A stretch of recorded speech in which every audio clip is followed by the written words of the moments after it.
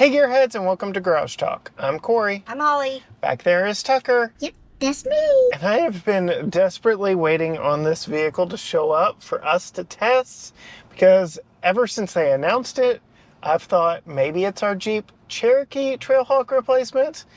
And then you kind of dashed my hopes a little when we were at the Chicago Auto Show. So now we actually get to drive it. We're in the 2023 Jeep Grand Cherokee Trailhawk 4xe, the second best plug-in hybrid in America. In this video, Holly's going to tell you her thoughts, Tucker's going to tell you his. We're going to see how it drives. Stay tuned.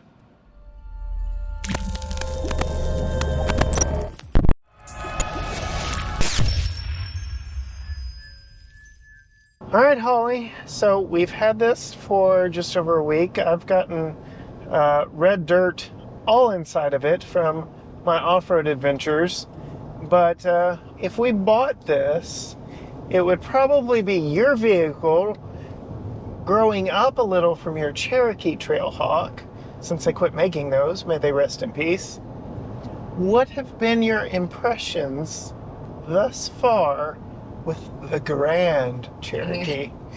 Well, first and foremost, I want it on camera. Who was right about the size of the Jeep Cherokee? So yes, she tried to talk me into the fact that our Cherokee, when we bought it before Tucker was born, was too small for us. And yes, I agree. You are correct. This definitely is the size vehicle we would want, correct? Yes. That rear hatch is enormous. And it fits in our garage still. Yeah. So, which is nice. yeah. So yeah, I just wanted that out in the open that I was correct. The Jeep Cherokee was not quite the bigger vehicle we were wanting. We've made it work. It was bigger than your Mini Cooper, but that's a side note. We're here to talk about many things that are bigger than the Mini. We're here to talk about the Grand Cherokee. Well, it is grand. Yes. And it is a Cherokee. Yes. Yeah. I can't say that I love the styling. Okay. If we're starting from the outside, doing the styling, it is a lot more boxier, less curvy than what I'm currently driving with the Jeep Cherokee. Yeah. Definitely more boxy, more like the hood is just like a flat. The grill is just a flat. Everything's just, Yeah, it's not as curvy. Tucker already told me, what do you think about the silver? I hate. He says he hates it. It's definitely not the color we would pick, but it's got all the blue accents outside, the blue tow hooks. It's very nice. The blue on the hood, because it is the Trailhawk model, and it is a 4xe. And for 2023 and up, the only way to get the Trailhawk is to get the 4xe, which is the second best plug-in hybrid in America. Care to guess the #1 best-selling plug-in hybrid in America? No. Also wears a Jeep badge. Yeah. Also wears a Jeep badge. Oh, it also has a Jeep badge? I don't know. What? Wrangler. Oh, a Wrangler? Yeah. So. Well, it's the same company. Yeah, but they're two different vehicles. Okay. So, this is actually the third plug-in hybrid vehicle we've tested here on the channel. We've had the Ford Escape, which you said was a boring refrigerator on wheels. We had the Chrysler Pacifica, which we road tripped up Route 66, which you and I both really liked. Do you like it? Though we wish it had the buttons of this 4xe that allow you to select what mode it's in. Yes. And then we're into this one. So I don't know. We've already talked exterior styling. Should we talk interior and then driving? Kind of stick to our formula? Sure. Okay. What are your thoughts? Inside. Very boxy, linear outside. Kind of more of the same in here, right? Yeah, I do like the different textures here. And I'm sorry, I got so much red dirt everywhere. There's some things I like and some things I don't like. One of those is, like, you can see the dust everywhere. Yeah. Literally everywhere. Yeah, and there's, oh my goodness, that's bad. Piano black shows, and when it's red dirt, it's bad. So yeah, all the shiny really shows off. where I got it dirty. I'm sorry. Yes, everything's shiny, and it's all shiny. Everything's shiny. I did think this camera over here in your dashboard is pretty interesting, or a screen. Yeah, so I have access to cameras over here. If we're off-roading and we had a spotter, I could be an extra set of eyes looking at the forward-facing, rear-facing camera. I could watch TV over here, but you can't see it, can you? Nope. You could watch TV over Yeah, there? I could watch TV over here. That's cool. There's an HDMI cable right here. I can plug something into it. It also uses Amazon Fire TV. So yeah, I can watch TV. Interesting. Unbeknownst to you. It does make it another shiny surface over there for dust to show. And also when I was riding over there, the sun was shining in my eyeballs a lot. But the moon was covering over the sun. So do we need our awesome sunglasses for this video? There we go. Yes. Well, there you go, T-Man. Be careful with them. As we're filming this, we did just experience the solar eclipse, which we were able to peek through this massive panoramic roof. But Yes, I do like the panoramic roof, which is something that is also in the Jeep Cherokee that I have that I really like a lot. One of my favorite features. you want to know something I really like in here that isn't in your Jeep? What's that? They kind of The fix. air conditioned seat? Well, that too, but physical controls for all of that stuff. Okay. So your heated seats and heated steering wheel are all buried in the Uconnect system. Yeah. They're both places here, and I like that. Because there have been times where we get in your car, put it in reverse, and it's the camera. Yeah. You can't do anything. So, very nice upgrade. Speaking of the cameras, they're very nice. Yes. Very nice upgrade. And you get a couple different angles that you can look at on the camera. 360 bird's eye. That is optional on this model, but very nice. Highly recommend. You get a row of buttons up here, including the power button. Woo! For my screen, parking sensor, hazards, traction control, lane keep, and the button that you like to push immediately, the max regen off. And you like to turn that off because max regen likes to put power back into the battery pack, but also makes it like an EV in one pedal driving. You let off the accelerator and it starts slowing you down. So, yeah. So there's that. I'm sure I would eventually get used to that if I drove that, but it's super annoying to me right now. Moving down, we've got controls here for all our different drive modes. If you want to see those in action, go see my solo video where I take this off-road. Different ride heights. You already said you wouldn't adjust this, but the Jeep does most of it for you. If you park, it'll drop it down to its lowest setting, and it'll move it to its most aerodynamic setting. I do like the lower setting. Yeah. And the higher setting was really hard to get into. So I played a little trick on her. I put it in off-road 2, which is very tall, 10.9 inches of ground clearance, and made her climb in. She's 5 foot. Made it a little difficult. There's no handles. But at its lowest, very easy to climb into. Very easy to climb into. Yep. Thoughts on the steering wheel and gauge cluster boring. back there? Yeah. Okay. The steering wheel is just a steering wheel. Yep. But I feel like it's soft, I guess. Well, that's boring. The side buttons are not too overwhelming. Yeah. Those are pretty nice. There's a lot of things you can do with those buttons and that screen back behind there.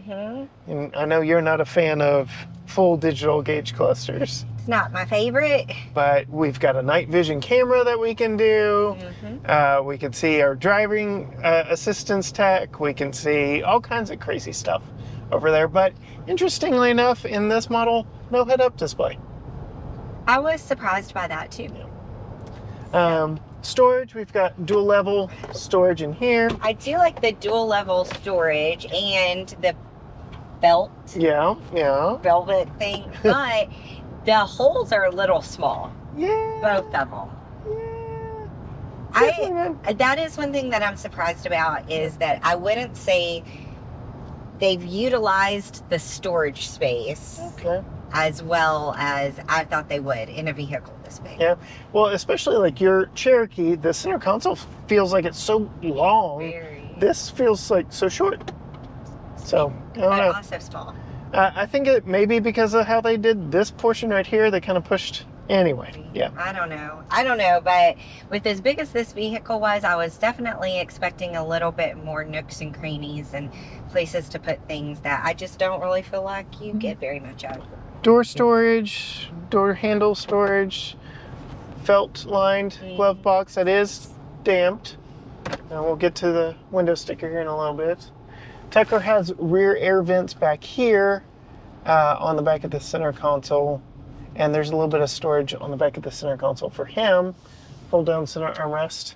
I guess now would be a good time to talk about putting his car seat in and seeing how easy it is and how much room that leaves me here in the front if I have it rearward facing, because y'all have asked. So putting Tucker's child safety seat in the back of the Jeep Grand Cherokee is a very easy process. I will note before we bring it in that this is a 60/40 split bench rear seat that does actually recline, and the 40% is over here on the passenger side, which we really like because Tucker's solo child seat goes in over here, and we still have that 60% over on the driver's side. It does recline to varying different degrees, so you're gonna have to get it lined up with the pitch of the child seat. But before we bring Tucker's car seat in for a full install, I wanna show you what it looks like rearward facing for this front seat passenger. So we've got Tucker's Graco Extend-to-Fit car seat. This is the same one we used when he was rearward facing. And you can see here, that is right about where he would ride if he were still in his rearward facing format. So let's see what that means for front seat passengers. As I climb in at 5'10", I'm fine. Plenty of comfortable space up here. I do have a little bit of room before my knees hit the front there, but this really is the size vehicle that we should have bought. The Cherokee, now a discontinued vehicle, was a little on the small side. So if you're looking at the Jeep Compass or the Grand Cherokee and a rearward facing car seat is on the docket for you for at least the next 3 years, well, maybe you should look at the Grand Cherokee instead. Okay, so luckily for us, Tucker has moved to rearward facing. And the first thing I'm gonna do is feed this top tether through because it just makes things so much easier. And before I pull the seat back, I do want to show you that Jeep has made it fairly simple to get to these lower latches because there's this leather flap that covers both of the flaps that, or the latches, so that you can move that out of the way and very easily get to an unobstructed lower latch point down here very easily. And then looks like I've got the seat back to the right angle, so we can go ahead and tighten it down from right here. This Jeep does have an adjustable height ride suspension, so I could drop the vehicle down lower if I needed to, but at 5'10", this is about right for me. Let's go around now back to the back, talk about cargo space after we get that top tether in place. As we come up to the back of the Jeep Grand Cherokee, it does have a power lift gate just under the Jeep logo, and you can see it opens up to a massive cargo area. It is a little bit of a long reach for me at 5'10" to get to the top tether point on the backs of the front seats, but I can actually reach just fine. I will note this will be a two-handed process to completely tighten it down, but there is a nice firm section to the seat back right here, so you will not be destroying the leather as you tighten this down. You do get top tethers all the way across, even if you don't get lower latches all the way across, so that's a nice look. Pulling out and talking about the cargo space in this, 37.7 cubic feet of space. That's more than behind the third row of a Cadillac Escalade. So that is just tons of space. Yet another reason why my wife reminded me we probably should have gotten the Grand Cherokee when we were shopping for our Cherokee. Fold down those 60/40 split bench seats and you open up 70.8 cubic feet of storage space. So this yes, is definitely the size vehicle that we should have gotten. I will go ahead and show you here. We do have a false load floor with a full-size spare underneath here. It is not the same off-road spec spare tire that is on the vehicle right now. These are Nexen tires. They're 245/65 R18s, but you can also see Jeep has done a lot to really package in that 4xe charging cable and make the most of the space back here around this spare tire. Speaking of charging, now would be a good time to talk about Lectron EV chargers. They are the sponsor of this video, and you can see are the way in which we keep our Jeep Cherokee Trailhawk 4xe plugged up, charged up, juiced up, and ready to go. If you want to know more about Lectron chargers and support our channel in the process, simply visit the link down in the description below. And I've got to show you, since we're back here, just one little Easter egg. All the different generations of Jeep Grand Cherokee and their silhouettes are on the passenger side rear window back here. If we look over to the driver's side, we get a little Willys climbing up the hill back there. So just some nice touches back in the back of the Grand Cherokee. And being a Stellantis product, there is no button on the hatch, which I really like, and my 5-foot wife really likes as well. So what Jeep does is they actually put them here on the side, so you don't have to jump to try and get that hatch closed. So that rear storage space, absolutely massive. And yes, to bring up another point that you've already made, you were right. We should have gotten the Grand Cherokee when we bought the Cherokee. So that's, again, why I was so excited about this vehicle. I thought, okay, well, let's just upgrade as Jeep upgrades. But, all right, let's talk driving experiences. Since you've been behind the wheel today, we are in ESave, which uses the 2-liter turbo 4-cylinder almost exclusively. There are a few instances where, like if you floored it to avoid something or to merge, the electric electric motor would come in to assist. But you've got 2 more buttons over your left knee there. One that says electric. Why don't you go ahead and push that, and we'll see, give you a little time with it in full electric mode. So you can switch it. Yes. Mid. So you can switch mid-drive. And great thing about that is now we're in an EV. So this being a plug-in hybrid, we get 25 miles on a full charge, 26 if you ask the government, I don't know, but allows us to drive around our normal commute without using any gas. And then if you go on long trips, you have that gas engine as a backup. I will note, if we had put it in hybrid, it likes to, much like the Chrysler Pacifica we road tripped to Chicago, it likes to use all the battery first. So you see that battery percentage in the top right corner, it's like dwindling very fast, especially at highway speeds, to negative or less than 1, and then it just works like a normal hybrid after that. Okay. So it really is set to use the electricity first and foremost to minimize how much fuel you are using, gasoline you are using. But what are your thoughts driving this around both in gas and now in electric? Well, I like it better in electric than gas. Me too. I feel like in gas the engine is really loud. Yeah, I feel like that in the Cherokee too. Yeah, it's really loud. It is a little on the noisy side. It is a smaller engine for a bigger vehicle, so it's a little strained, I feel, when it's in ESave mode. In hybrid, I think it works a little better in tandem with the electric engine or electric motor to not be as loud, but you don't really notice it coming on and going off. It's very smooth in that operation. Yeah. But yeah, I also feel like sometimes the engine transmission is a little clunky. We have an 8-speed automatic, but it just feels clunky, especially when I was off-roading.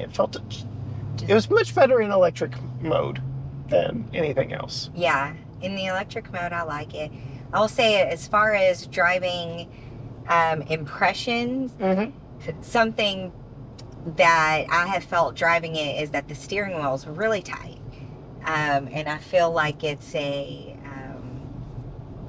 not as fun driving it. It feels like I'm driving a box around. So it's a very heavy steering Very for you? heavy steering, yeah. Okay. You mentioned that after your first drive, and I definitely can agree with you on that. It is definitely more tight than your Cherokee, for sure, which does make maneuvering this a little... I feel like driving a refrigerator. Yes. Okay. What about the overall ride? We're about to turn on the historic brick streets of downtown Tyler, Texas.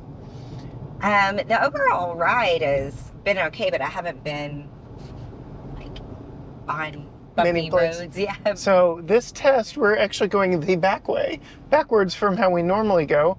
Will be the ultimate test. This has, as we alluded to earlier, adaptive air ride suspension. And so we are doing this in, you are in normal mode, which is its middle setting. And we'll see exactly how this air ride does over the brick streets of Tyler, Texas. Tucker, how's your wobbly head back there? See when you are editing.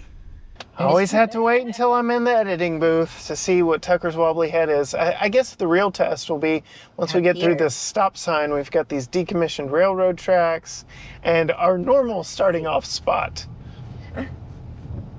Oh, look what they've done there. Yeah. What are your thoughts, Holly? I think it's really smooth. Yep. Rides very well. A little bit surprised with as stiff as it's felt that it's riding as smooth as it is over these bumps. So again, the adaptive suspension at work. I'm going to go ahead and do it right now. I'm going to bump it up into off-road 2. You would never do this. It also limits you to 20 miles an hour before giving you a warning that it's going to change the suspension setting on you. But in off-road 2, where it is like maxed out, Tucker and I have tested it around our neighborhood. It definitely feels a little bit more. Yeah, can you tell the difference already? Yes. As we're moving up? Yes. So, yeah, I'm going to put it back down into normal mode because, yeah, you wouldn't drive it around in off-road too. All right. So, how did it feel when you were off-roading? Did it feel... Was it rough?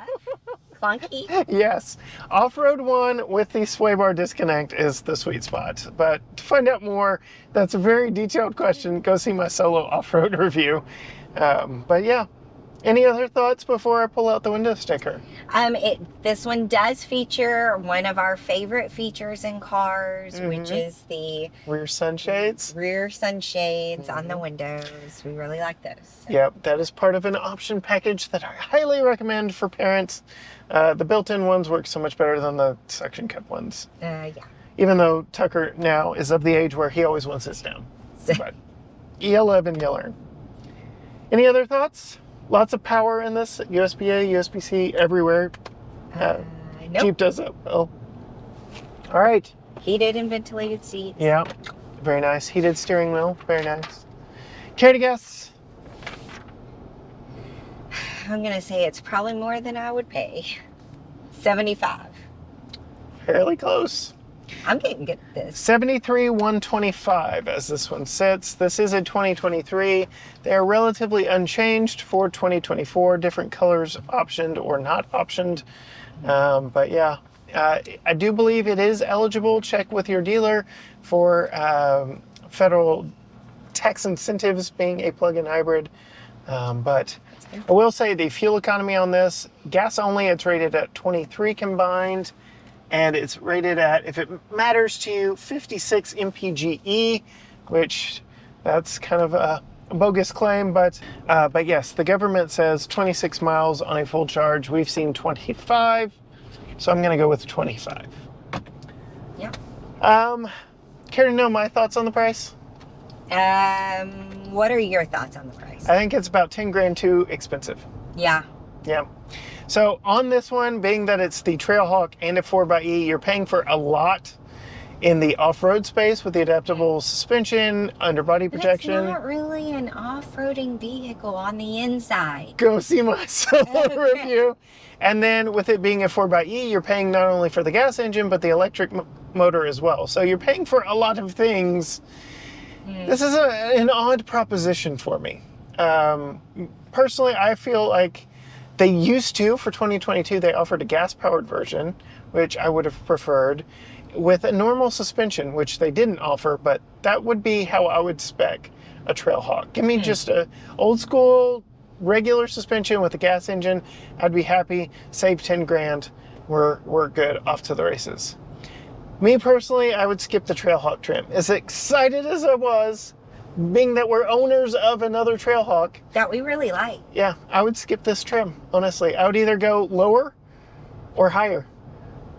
I would go more luxury, bougie on-road, or I'd go more affordable. Yeah. I mean, at a $70,000 price point, I would at least want a head-up display. Yeah, and there's some things on this one that just feel a little not 73,000 to me. Like the sound the door handles make when you're trying to get in the vehicle. Some of the plastics in here. Like I said, the top trim, everything's wrapped in leather and it's very luxurious. Yeah. But this one's just kind of mid. So Mid. So I don't even really need to ask you because I've talked myself out of this. You have talked yourself out of it. And I'm a little sad about that. I really am. This is the second vehicle we've had that I've been very excited to test. This is one of the reasons why those, like, just buying cars online makes me nervous. Yeah. That's why we're so important. Driven one. Share our thoughts and opinions. Yeah. And on that note, to get more thoughts and opinions from Holly, find her on Facebook and Instagram at Female Consumer. You can find all things GT Garage Talk at GT Garage Talk, Facebook, Instagram, Twitter, TikTok, YouTube at GT Garage Talk, or go to gtgaragetalk.com. But as for us in the 2023 Jeep Grand Cherokee Trailhawk 4xe, till next time, gearheads. Bye. Bye.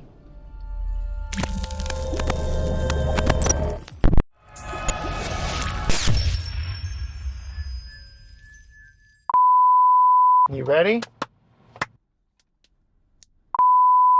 Everybody ready? I'm ready. I'm not ready. Okay, I'm ready.